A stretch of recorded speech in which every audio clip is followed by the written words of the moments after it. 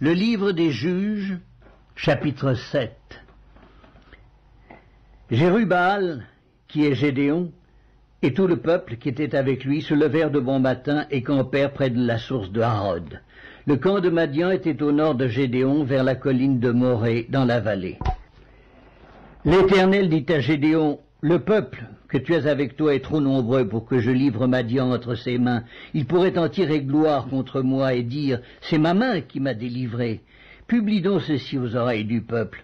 Que celui qui est craintif et qui a peur s'en retourne et s'éloigne de la montagne de Galaad. 22 000 hommes parmi le peuple s'en retournèrent et il en resta 10 000. L'Éternel dit à Gédéon, « Le peuple est encore trop nombreux, fais-les descendre vers l'eau, et là je t'en ferai le triage. Celui dont je te dirai que celui-ci aille avec toi, ira avec toi, et celui dont je te dirai que celui-ci n'aille pas avec toi, n'ira pas avec toi. » Gédéon fit descendre le peuple vers l'eau, et l'Éternel dit à Gédéon, « Tous ceux qui laperont l'eau avec la langue, comme lappe le chien, tu les sépareras de tous ceux qui se mettront à genoux pour boire. » Ceux qui lapèrent l'eau en la portant à la bouche avec leurs mains furent au nombre de 300 hommes, et tout le reste du peuple se mit à genoux pour boire. Et l'Éternel dit à Gédéon, « C'est par les 300 hommes qui ont lapé que je vous sauverai et que je livrerai Madian entre tes mains. Que tout le reste du peuple s'en aille chacun chez soi. » On prit les vivres du peuple et ses trompettes. Puis Gédéon renvoya tous les hommes d'Israël, chacun dans sa tente, et il retint les 300 hommes. Le camp de Madian était au-dessous de lui dans la vallée. L'Éternel dit à Gédéon pendant la nuit, « Lève-toi, descends au camp, car je les livrerai entre tes mains. Si tu crains de descendre, descends-y avec Pura, ton serviteur. Tu écouteras ce qu'ils diront, et après cela, tes mains seront fortifiées. Descends donc au camp. » Il descendit avec Pura, son serviteur, jusqu'aux avant-postes du camp. Madian, Amalek et tous les fils de l'Orient étaient répandus dans la vallée comme une multitude de sauterelles, et leurs chameaux étaient innombrables comme le sable qui est sur le bord de la mer. Gédéon arriva, et voici, un homme racontait à son camarade un songe.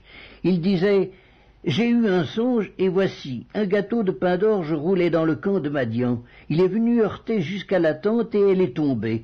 Il l'a retournée sans dessus-dessous, et elle a été renversée. » Son camarade répondit et dit, « Ce n'est pas autre chose que l'épée de Gédéon, fils de Joas, homme d'Israël. Dieu a livré entre ses mains Madian et tout le camp. » Lorsque Gédéon eut entendu le récit du songe et son explication, il se prosterna, revint au camp d'Israël et dit, « Levez-vous, car l'Éternel a livré entre vos mains le camp de Madian. » Il divisa en 3 corps les 300 hommes, et il leur remit à tous des trompettes et des cruches vides, avec des flambeaux dans les cruches. Il leur dit, « Vous me regarderez et vous ferez comme moi. Dès que j'aborderai le camp, vous ferez ce que je ferai, et quand je sonnerai de la trompette, moi et tous ceux qui seront avec moi, vous sonnerez aussi de la trompette tout autour du camp, et vous direz, pour l'Éternel et pour Gédéon. » Gédéon et les 100 hommes qui étaient avec lui arrivèrent aux abords du camp au commencement de la veille du milieu, comme on venait de placer les gardes. Ils sonnèrent de la trompette et brisèrent les cruches qu'ils avaient à la main. Les 3 corps sonnèrent de la trompette et brisèrent les cruches. Ils saisirent de la main gauche les flambeaux et de la main droite les trompettes pour sonner, et ils s'écrièrent « Épée pour l'Éternel et pour Gédéon !»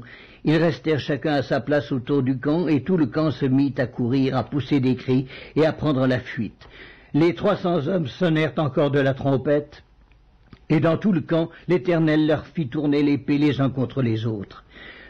Le camp s'enfuit jusqu'à Beth-Shitta, vers Tserera, jusqu'au bord d'Abel-Méhoa, près de Tabat. Les hommes d'Israël se rassemblèrent, ceux de Nephtali, d'Azer et de tout Manassé, et ils poursuivirent Madian. Gédéon envoya des messagers dans toute la montagne d'Éphraïm pour dire « Descendez à la rencontre de Madian et coupez-leur le passage des eaux jusqu'à Beth-Bara et celui du Jourdain. » Tous les hommes d'Éphraïm se rassemblèrent, et ils s'emparèrent du passage des eaux jusqu'à Beth-Bara et de celui du Jourdain. Ils saisirent 2 chefs de Madian, Horeb et Zéeb. Ils tuèrent Horeb au rocher d'Horeb, ils tuèrent Zéeb au pressoir de Zéeb. Ils poursuivirent Madian, et ils apportèrent les têtes d'Horeb et de Zéeb à Gédéon de l'autre côté du Jourdain.